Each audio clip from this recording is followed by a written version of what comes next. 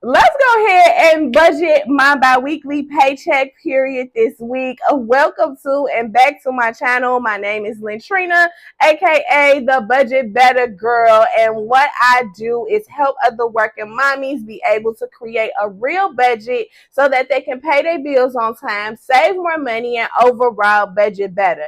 Now, I am also walking you alongside with me on my budget journey, and I'm showing you my real financial numbers and how I'm able to set myself up for financial success. So if this is content that you can appreciate, then make sure you go ahead and hit that subscribe button, like this video, and share with another working mommy, a friend, a family member who also can use these budgeting tips and tricks as well. So we're going to hop right into this video. What you are looking at is the Budget Better Planner worksheets. Now, these worksheets are available digitally, and you can also print them off. If you're going to print them off, I say all the time, put them in a binder dedicated to your budgeting journey so that you can have a place to track and keep all of your finances organized. So I am going to just go to my paycheck budget, and we're going to pull out this worksheet. This is my paycheck budget from the last pay period.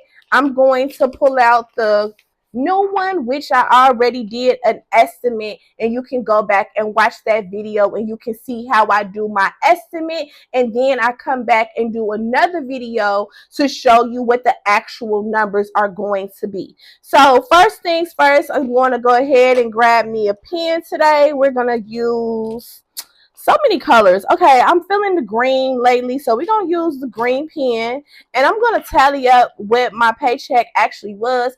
I wasn't able to see my paycheck stuff for some reason, but the money did hit all of my accounts, so I'm going to go ahead and add it up, and we will see how much my net pay was for the week. Okay, now I do have 3 separate accounts when I get paid. I have a bill account, I have a spending account, and I have a savings account.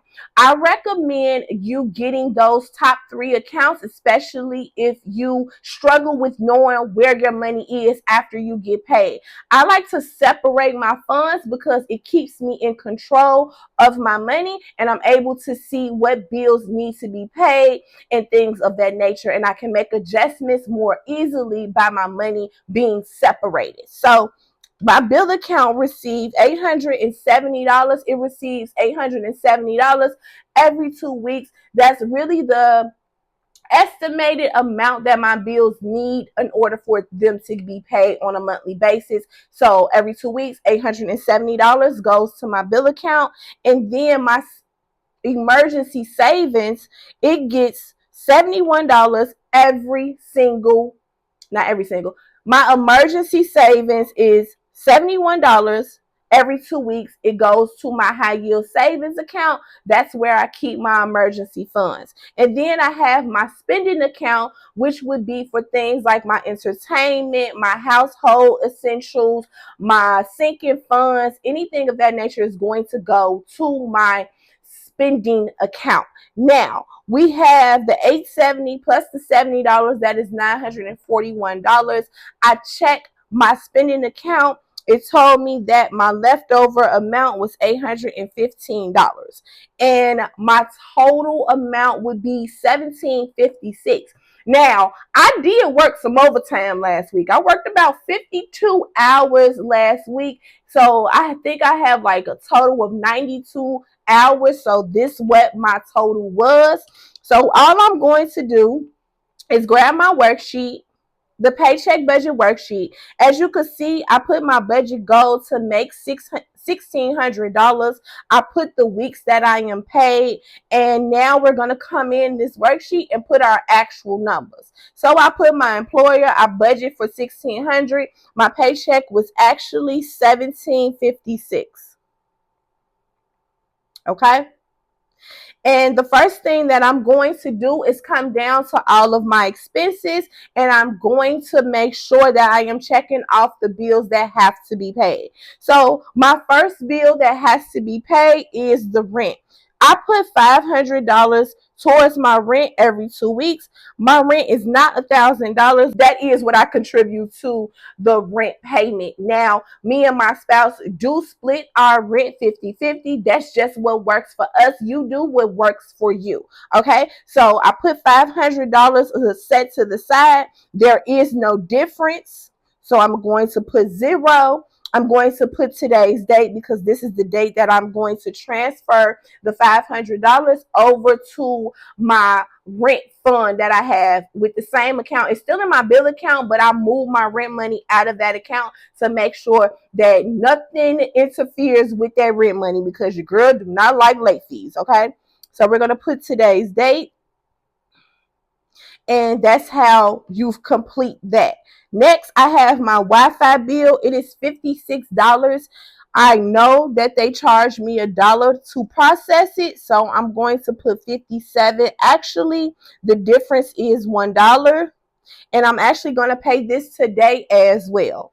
So my light bill for the month is $115, and I'm going to pay $115.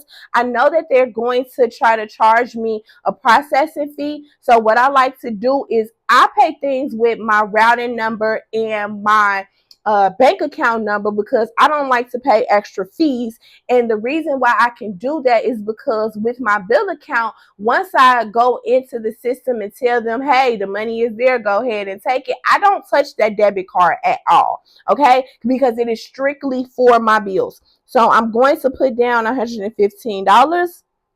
I'm going to put 0 for the difference. And then once it actually posts to my account, I'll put the date. I do have a loan out for $107 per month. Now, the only reason why I have this loan is because it's a CD money market loan, and it's going to help me continue to increase my credit score and build out the structure on my on-time history payments on my credit report. So I needed something to help me something to give me that boost so that I can continue to have decent credit because I do have a goal to become a homeowner, I don't know, in the next 2 to 3 years or so. So I do need to make sure that I am working on my credit. So I do have to pay that, and that is going to come out of my bill account as well. It's $107, and there is going to be no difference. Now, I do have a credit card payment that is due with Navy Federal. I have to pay $55, and I'm going to pay exactly $55. There will be no difference there. My self-lender credit card is due as well. I am paying $35.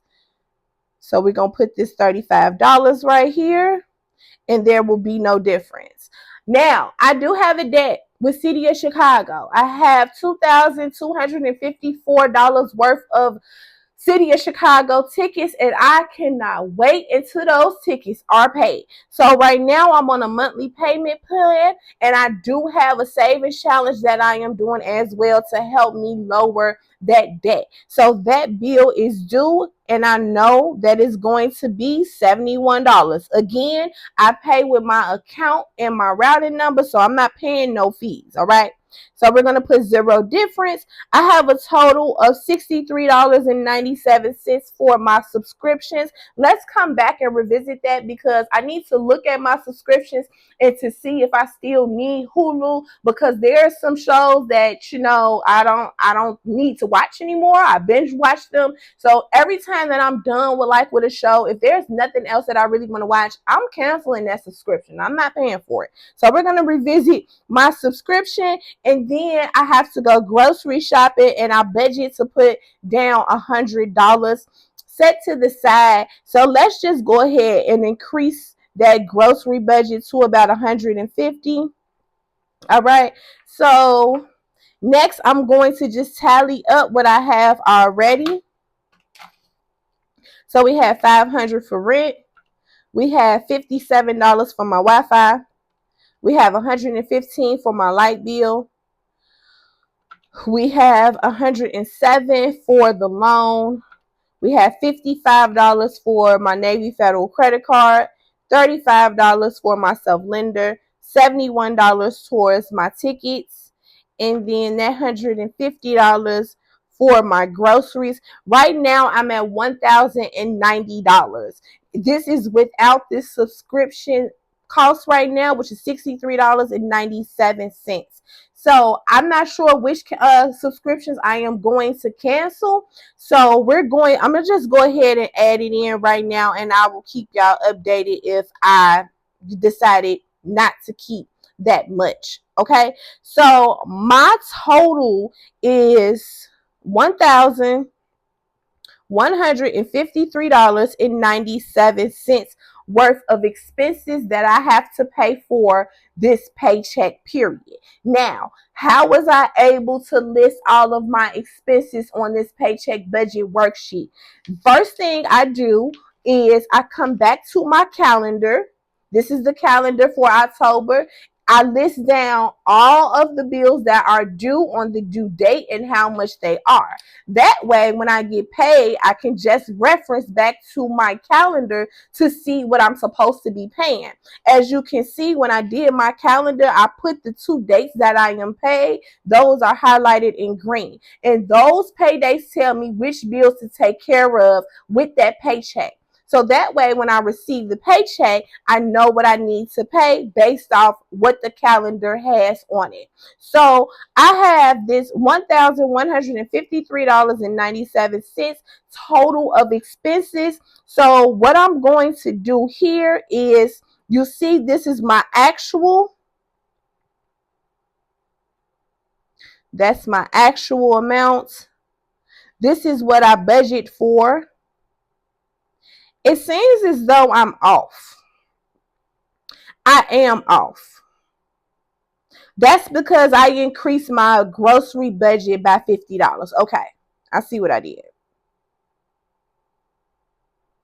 So I actually, I meant to put $17.56 here. And then I have $1,153 in expenses. So here's how I'm going to do it. My income was $17.56 minus my expenses. That gives me a difference of $602.03.